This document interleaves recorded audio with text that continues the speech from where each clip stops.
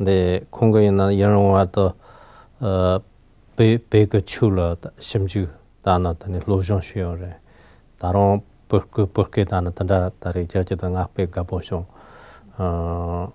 때나 다치그 베르그 춘도 지 로션 쉬어다 냠스 레야 가상의 기근 아이언 뜻자와도 거는 되네 공연 저와때 뜻자와 고치 그 점선실에는 가서 보바가 시험 봐만 보서 그 당상 베그 추도는 베그 정네도 뵙실 전부요 말했었는데 말은 돌교래 나타나니 지 시험 봐 모서 그는 측이 나라 그런 소 냠용도 그런 소 지마 정고 상고요 근데 나 제가 베그 추도 로종 시티가 무일 가세게 근데 로종 다는데 냠내 시요나 체랑라 떡은 소화가 쳤다나 판박 가세요. So, objectively speaking, I think there are as many different motivations for studying Tibetan Buddhism as there are different people who study Tibetan Buddhism. But within those, if we generalize a little, I think there are some people who, at least initially, were drawn to the practice of Tibetan Buddhism through an encounter with one of the many teachers who have now taught in different places in the West. And through their interest in the practice of Tibetan Buddhism, they then found themselves drawn into further study, perhaps to learn the language better or to develop a more sophisticated understanding of the Tibetan Buddhist tradition. So one of the main initial starting points for many people is from their own practice.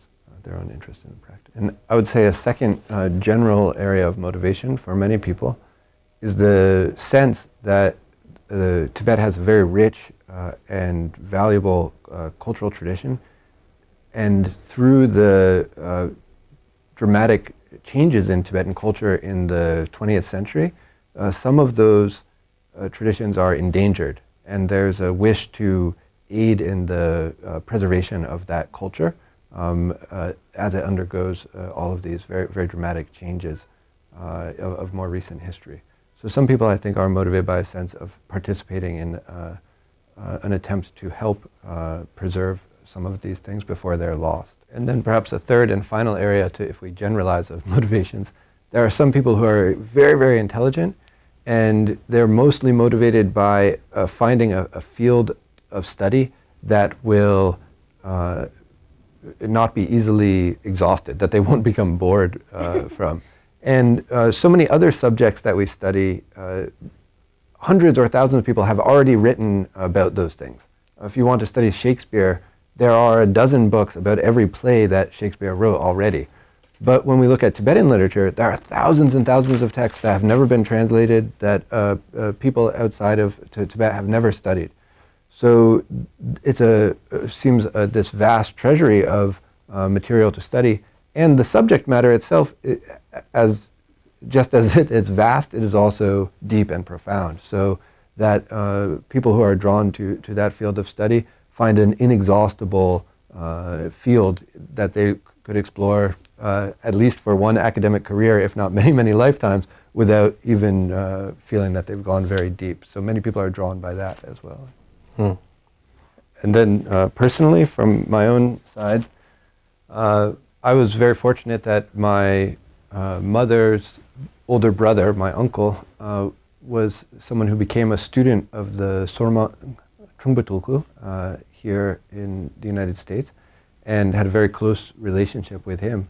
And when I was a child, I would hear stories about my uncle and his guru, and this was very different from anything else in my world. And I became really fascinated by those stories, and always imagined what this person must be like.